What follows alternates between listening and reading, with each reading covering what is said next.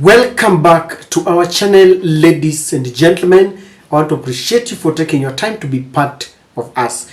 Kindly subscribe to our channel if you're watching for the first time. Click the notification bell so that whenever we release a video, YouTube will automatically notify you. Kindly also like this video and you can share it if you can. To those who support this channel in one way or the other, I want to salute you in a very special way and thank you. For the past few days, Kenyans have been treated to political theatrics, and we are left wondering who is speaking the truth. We've had stories, do I call them stories or statements, that Samia Suluhu was in town to broker a deal, something that Kenya Kwanza denied. And then we heard of Ramaphosa, who came also to try and broker this stalemate. We don't know whether that happened or not. Now the latest was that, courtesy of the pressure from the international community, the former president of Nigeria, Olusegun Obasanjo, is in town, and there is a pending and a looming crisis meeting between Raila Amolo Odinga team and William Ruto team. Now, one funny thing is that until today, several leaders from Kenya Kwanza are denying the presence of Olusegun Obasanjo. But those from Kenya Kwanza, from Azimio, maintain that Olusegun is in town, and William Ruto and Raila Amolo Odinga held some preparation talks in Mombasa that will pave way to their member teams to negotiate about issues that are pertinent to Kenya, to the Kenyan nation. Now, in the wake of all this, Kenyans are left wondering who is speaking the truth, because there are two things that we must get right. Number one, is Olusegun Obasanjo really in town? That is the first statement that we want to unmask. Number two, we had two statements, one from Kimani Ichungwa, that he allegedly, said that was a collective bargain, and it was something that they had talked. It was the views of both Kenya Kwanza and the Azimio. Then Azimio refuted those claims and said that Kimani Ichungwa is acting in bad faith. Now, as a Kenyan, how do you verify who is speaking the truth? You don't need to go further. I have scrutinized, I have been on a searching spree, and I came out with the truth, because the truth can only come from the source's mouth. I have this video of a Kenya Kwanza member of parliament, the Belgut member of parliament, Nelson Kwet, to be very precise, weighing in this discussion, and he was caught flat-footed. I want you to see how he is being roasted. He's fumbling, at first trying to deny that the statement that was read by Kimani Ichungwa was a solo statement. He's trying to pretend that it was a statement of collectively, that they collectively signed between Azimio and Kenya Kwanza. Now, after further scrutiny from this citizen media personality, he finally bows down, because the pressure is too much. He has to speak the truth, and he accepts that indeed this was a statement from Kimani Ichungwa with ill motive. All right, so the Kenya Kwanza letter said that the agenda items are 5: IBC reconstitution, two-third gender rule, CDF to be part of the constitution, office of the leader of opposition, and embedment of the prime cabinet secretary position, I bet, in the constitution. Those are the 5 key issues according to the Kenya Kwanza. But according to Azimio, it should be cost of living, electoral audit and reforms, non-interference in coalitions and coalition parties and parties within, and then accountability and police brutality. And I'm just wondering, Honorable Koech, because I'll give you the right of reply as you respond. I'm just wondering, when you look at the agenda items, the 5 of them that have been that are indicated in the letter by Kimani Ichungwa, these are the issues that the president had written to Parliament about. Yes. So when was there that meeting agreeing that these are the issues with Azimio and not the issues according to Kenya Kwanza? Something is very suspicious, and I think it caught Azimio and their followers flat-footed. Number one, in all honesty, I did not think there was any discussion to do with the cost of living, because that is not their interest. If you look at the communication that was given out by Honorable Pio and I, in that communication, he's saying they've agreed to meet and dialogue, and that meeting had been brokered by former President Olusegun Obasanjo, and it had 4 paragraphs. Nothing in that statement touched on the cost of living. It didn't touch on any agenda. Yeah, it didn't touch on any. But if you see, now because of what happened, there was a backlash from the back here to say, no, I thought you guys were saying we were discussing the cost of living. In fact, there was so much firefighting between that evening that that statement was released and yesterday. Now, when Okango and company came out to address the media, because they know that that has never been the discussion. The discussion, and I want you to... No, before you go there, yeah. So who decided that these 5 items are the agenda? Kenan's committee is there. I mean, it is the same thing. The president has said, you know, dialogue is very good for cohesion of the country. Anything that involves citizens and we can discuss, it is okay. There are constitutional offices that are mandated. Yeah. So the meeting happens between President Ruto and Raila Odinga. Absolutely. And Kimani Ichungwa releases a letter with 5 agenda items. Yes. Who decided these are the agenda items for the conversation between the two Ichungwa teams? does not operate in a vacuum. It must have been something that had been sanctioned even from the top. I'm sure the president himself was aware that this communication is going out. That communication by Ichungwa actually was to put the record straight so that we do not deviate from discussing the agenda and now introduce. So this is the agenda according to the president and Kenya Kwanza, or the agenda according to the meeting between Kenya Kwanza and Azimio? This is supposed to be the meeting now that is going to happen, that has been sanctioned. And that is the agenda. And Ichungwa was simply trying to correct the misconception. You hear my question? Repeat the asking, question. Yeah. These 5 items, yes. IEBC reconstitution, 2/3 yes. gender rule, CDF yes. into the constitution, Office of Leader of Official Opposition, and PCS, the Prime Cabinet Secretary yes. position. Yes. Are those the agenda items according to Kenya Kwanza, or the agenda items according to the team of William Ruto and Raila Odinga? Kenya Kwanza, that is what, I mean, that is the bipartisan talks. That is where we were. In fact, Ichungwa simply categorically said, these talks that we had started, Kainan started, and you left at the table, go back. In fact, what they did, and even the communication from Azimio was additional, only 2 people from outside parliament.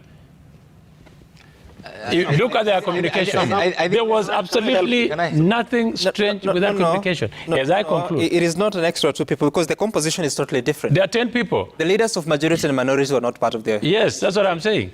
Members of parliament... Two members of parliament. Yeah. And the agenda is the same. And then there are 2 people from outside yes. parliament. I have always told you that you can deceive some people sometimes, but you cannot deceive all the people all the times. And today, Kenyans have known who is speaking the truth. Personally, from where I sit, I always don't want to take sides, because politicians are politicians. They eat and sleep lies, all of them.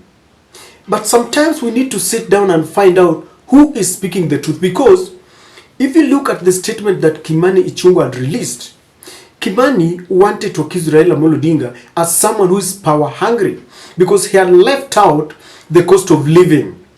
And I realized that very many people reacted in social media, and they were saying that now Raila is betraying us. How is it going for a handshake, yet he's forgotten, he has abandoned the people?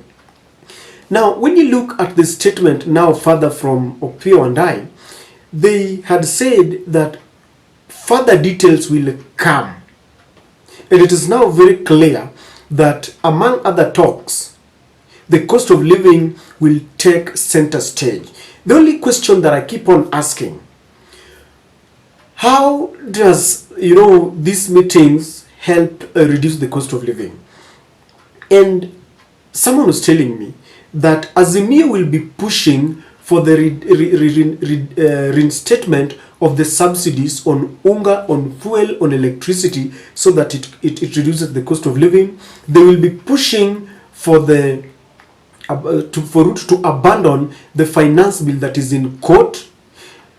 That is where I have a problem, because I know Azimio means well for this country. But you all understand that some of these principles have been dictated to us by the West, the IMF, the World Bank, and so they are so determined to ensure that they get that interest at the expense of Kenyans. And this is why it is going to be very, very difficult. But back to the two statements. Raila Amolo Odinga and the Azimio fraternity must be very, very careful, because from the onset, they are dealing with a team which is very dishonest. They have not even begun talking. The team have already hoodwinked Kenyans, and they're saying that, you know, the cost of living was abandoned. Raila just wants to get to the government through the back door. It means that moving forward, every step that they make, they must have signatures from both the secretariats. And they must tell the people whatever they are talking about. Because if they are not careful, the other team will infiltrate social media with lies. Because Kenya Kwanza has got a team of social media bloggers. They set an agenda and they will run away with it as if it is the truth, yet it is fallacy. So they have to be very careful. Kimani Ichungwa represents a team that is really bothered about keeping power. A team that is bothered about a running mate. He represents the deputy president. If there is one thing that our deputy president will sleep, wake up, eat, walks while he's thinking, is politics beyond 2027 and 32, I mean. Because one, he's bothered about whether he will still keep his position as Ruto's running mate, because there are several competitors. We still have Kithure Kindiki, a man who defeated him when they voted to give William Ruto a running mate in 2022, has also been given a very powerful ministry, even though I think that ministry is supposed to annihilate completely Kithure Kindiki. Then we have Musalia Mudavadi. He's been representing William Ruto on very important occasions, presidential occasions, inauguration ceremonies of elected president. That is one thing that is really bothering the deputy president and his team. And then there is politics beyond 2022 after William Ruto, because according to them, they believe that William Ruto must do a 2-term limit of 10 years, then Rigathi Gachagua will take over. And so any kind of formation that will allow others into the government is something that will, you know, make them sick. In fact, if there will be any talk that will surround dishing out position, because you can't rule out expanding the executive. I know many people do not want to listen to this, but it might be part of the talks. If they agree that they are going to change the constitution, because I can see people slowly going back to the BBI. I have seen discussions about the office of the chief minister being entrenched officially into the constitution as a prime minister.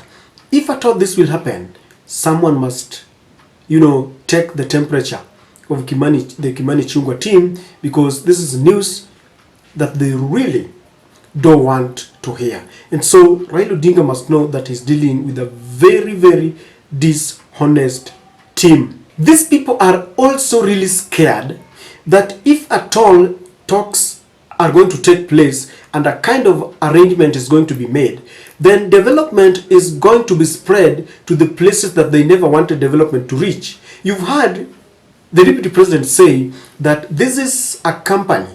Those who voted for them are the major shareholders. Those who have been given positions here and there could be minor shareholders. But if you didn't vote for them, then you can't even dream of getting any development agenda in your area. And they have accused the former president Uhuru Kenyatta that after the handshake with Raila Amolo Odinga, he was stolen and compromised, and he was taking everything to Kisumu. Something that is a lie, because we have the records. The development agenda of any government is contained in their policies, and it was spread all over the country. So they are scared that if at all these meetings are going to take place and there is a kind of truce and the cost of living will come down, then William Ruto will start dishing out development projects, because that is what they believe, maybe on equal measures, into the areas which did not vote for them, something that they don't want to hear at all. And maybe they also feel that in politics, you know, you don't rule out some of these speculations. What if Raila Odinga and William Ruto just decide that, okay, we want to move forward, and then it happens the way it happened to William Ruto in 2022, and we have a formation. Rigathi Gachagua feels that he will be sidelined further. But to the best of my knowledge, the Azimio fraternity has said that they don't want a handshake. They don't want anything to do with Nusumkate. They believe they won the elections. And all they want to talk about are the issues of high cost of living, scrutiny into the server, reconstitution of the IEBC, among other things, matters that are pertinent to the nation. And so, ladies and gentlemen, we now know who is honest and who is dishonest even before the Obasanjo talks. I don't know what your take is on this, but the truth is out there.